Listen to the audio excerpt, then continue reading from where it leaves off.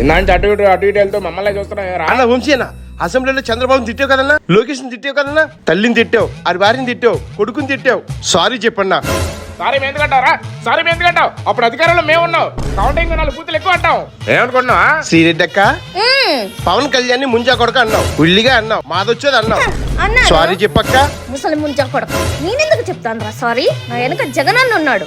నానన్నా నువ్వు తిట్టని బూతు లేదు, నువ్వు తిట్టని నాయకుడు లేడు. ఒక్కసారి సారీ చెప్పన్నా. కొడక సారీ అంటారా? సారీ చెప్పం అన్నా.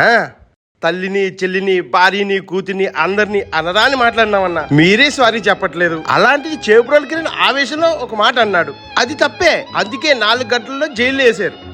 ఇన్ని బూతులు తిట్టిన మీ మీద జగనన్న ఒక్కసారి యాక్షన్ తీసుకున్నాడా? సొంత పార్టీలో ఉన్న కిరణ్ ని అరెస్ట్ చేస్తే అమ్మనా బూతులు తిట్టిన మీ పరిస్థితి ఏంటా అని